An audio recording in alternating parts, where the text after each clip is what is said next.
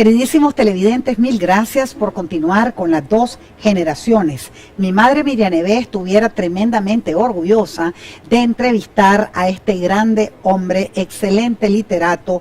Estamos hablando de Iván Uriarte, un gran estudioso también de nuestra máxima gloria, del héroe nacional por excelencia en Nicaragua, que ahora a su centenario de su paso a la inmortalidad, el 6 de febrero del 2016, y a tantos años de distancia, nos preguntamos, Iván, ¿por qué Rubén Darío sigue siendo para Nicaragua una mera efemérides, en vez de estudiarle, por ejemplo, los 7 días de la semana, 24 horas al día, 365 días al año? ¿Qué pasa con Nicaragua y Rubén Darío, Iván?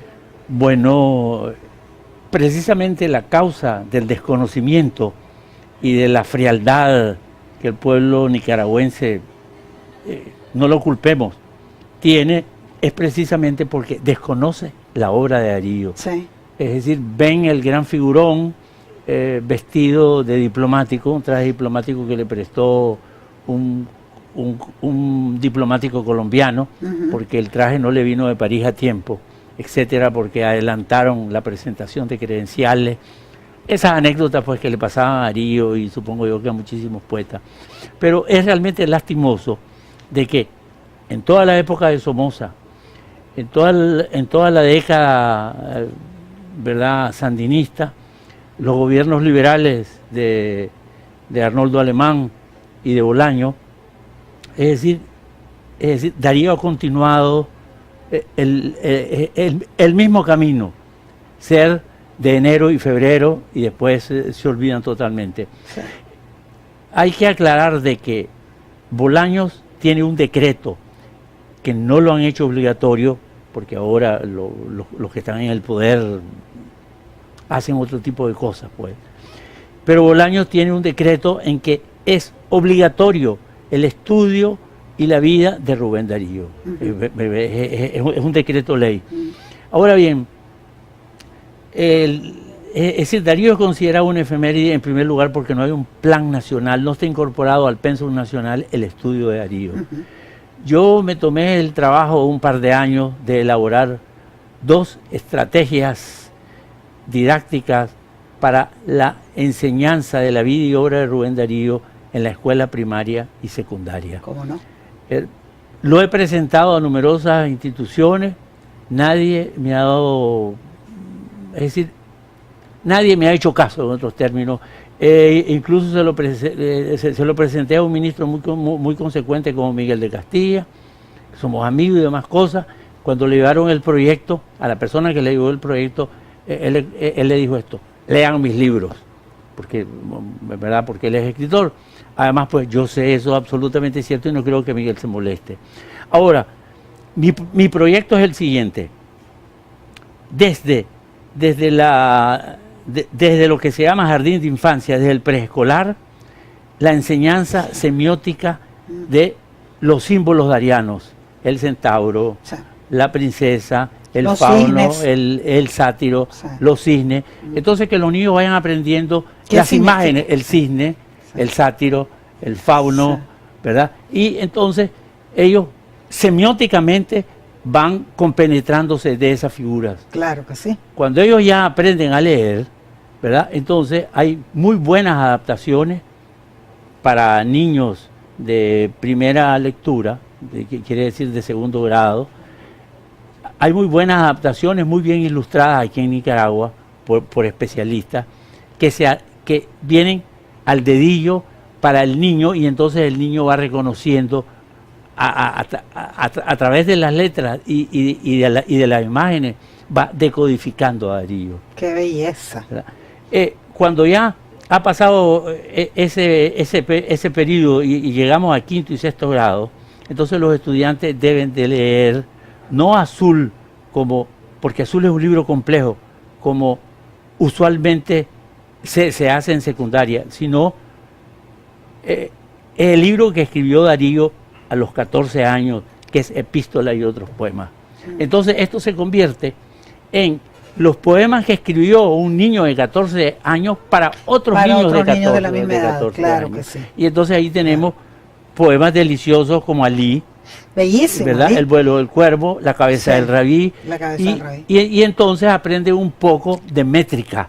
Ahí se les enseña un poco de métrica, una métrica elemental, lo que es decir, las clases La de cadencia estrofa, de cada claro, verso. las clases de estrofa, la musicalidad, Sí. etcétera, y es una buena introducción al modernismo. Sí.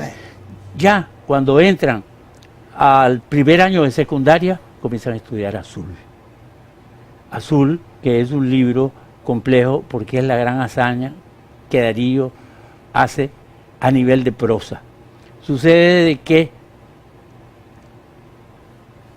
la innovación que Darío hace dentro de la poesía comienza por la prosa y comenzó precisamente haciendo trasplantes de la prosa francesa a la prosa española, porque la prosa en castellano se había desgastado después de 2 siglos de producción literaria, el siglo de oro hasta 1800, ¿verdad? Y por otra parte, un poeta romántico, perdón, los poetas románticos españoles no transformaron la lengua como correspondió en Francia, en Sí. Inglaterra y en Alemania. Sí.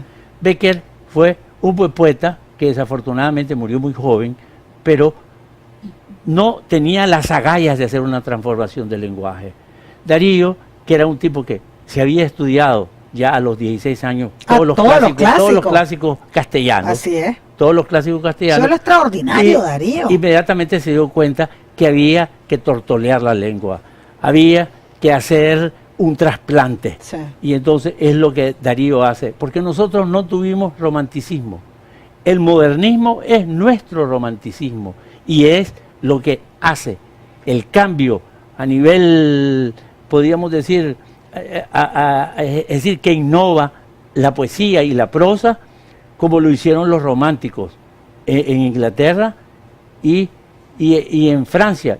Y los franceses son, los románticos y parnasianos franceses son el gran modelo de Darío para la transformación del cuento que se inicia con el cuento parisiense en Azul.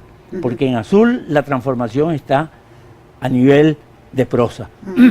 Ahora, hay 2 azules, ¿verdad? El primer azul de Valparaíso, Darío lo reedita en Guatemala en 1890, pero ese Darío, pero ese azul es otro, porque le agrega los medallones y 2 cuentos. Uno de ellos, La muerte de la emperatriz de China y El sátiro sordo, ¿verdad? La enriquece Bellísimo. enormemente. Entonces, ¿qué es lo que pasa? Que esos medallones son unos sonetos maestros. Entonces puede decirse que hay 2 azules, el azul de Valparaíso y el azul de Guatemala. Entonces, en el segundo azul sí ya hay experimentos métricos e innovaciones a nivel de poesía. Pero va a ser en prosas profanas donde Darío va a comenzar a cambiar el lenguaje poético y en cantos de vida y esperanza. Entonces, mientras no haya un plan nacional en las escuelas de estudiar a Darío de tiempo completo. Desde kindergarten, desde preescolar, efectivamente. Además, una observación que yo siempre he hecho, los griegos fueron un pueblo extraordinario en el pasado porque aprendían a leer en Homero. Nuestros niños deben de aprender a leer en Darío, sencillamente. Darío, el más grande prosista después de los grandes escritores del siglo de oro. Así es. Ahora, el gran problema es la edición de las obras de Darío, ¿verdad? Que por lo general son para especialistas. Y solo Melvin Wallace ha tenido la brillante idea con el Foro Nicaragüense de Cultura de hacer libros de bolsillo que cuestan 20 córdobas, 28 pesos. Sí, pero solo Melvin se ha dedicado y se ha consagrado a editar a nivel popular a Darío, pero todavía le hace falta eso, más empuje, porque Melvin está solo. Sí, claro, ese debe ser un proyecto nacional. Y debe ser un proyecto nacional. De acuerdo. Es decir, ¿qué fue lo primero que hicieron los cubanos? Editar las obras completas de Martí. Totalmente de acuerdo. Es lo que nosotros hubiéramos hecho. Editar las obras completas de Darío. Las obras completas de Darío. Por lo menos ahora en su centenario. De los primeros años de Revolución, cuando hubo el gran movimiento de alfabetización, sí, concomitantemente Es decir, editar las obras de Era el Darío momento. y el pueblo nicaragüense tendría Las obras completas de nuestra máxima gloria. es decir, por lo menos la oportunidad de leer a Darío. Pero en todo caso, estamos a tiempo, Nicaragua está a tiempo de descubrir, de redescubrir, de leer, de conocer y de aprender a amar a Rubén Darío, en toda su magnitud, en toda su plenitud, en lo extraordinario que fue que Rubén Darío conquista a España a través de su lengua, modernizada, cambiada, superada. Sí, sí, es la vuelta de las las carabelas, carabelas. es el retorno de las carabelas, Sí. es el nuevo lenguaje Así que es. nació que nació en este lado de América. Y por esa razón es que denominamos a Rubén Darío el príncipe de las letras castellanas y el padre del modernismo. Iván Uriarte, una se puede quedar horas escuchándote. He estado muy Gracias, feliz gracias. de tenerte en Con Locura Azul. Te vamos a regalar Escudriñando el Huehuense Muy de bien. Carlos Mántica, gracias muy a bien, muy Ipamer, bien. la librería de Nicaragua, y comentarte que el libro de Marina Moncada se encuentra Las trampas de la memoria, la memoria desplomada en Hispamer, en su librería, para que corran todos y todas a comprarla. Pero es una ironía porque ella no tiene muy desplomada la memoria. La tiene completamente en orden, una maravilla. Solo quiero terminar para decirte que Hispamer va a editar mi ensayo sobre Darío este año. Ya Jesús de Santiago tiene los originales. Los originales en sus manos y se llama La poética del palincesto en la lírica de Rubén Darío, del cual me gustaría hablar en otra oportunidad. Excelente noticia, y te vamos a tener hablando de la misma, y te vamos a mandar a la barbería Jeremy frente a la Shell de Plaza El Sol. Estoy fascinada yo con el trabajo que ellos hacen, y por supuesto te vamos a mandar al ofertón de la colonia, que de lunes a lunes tiene grandes rebajas para nosotras a partir de las 5:30 de la tarde, y te vamos a regalar este lápiz, Iván Uriarte, como símbolo de la urgencia de respetar la libertad de creación y la libertad de pensamiento en el planeta y en nuestra amada Nicaragua. Yo no puedo estar leyendo sin subrayar, y a veces me desespero cuando no tengo un lápiz a mi alrededor. Gracias. Ahí está el lápiz de Con Locura Ahí está. Azul. Ahí está. A Gracias. ustedes les amo Con Gracias, Locura gracias. Azul, y ya regresamos con más sorpresas.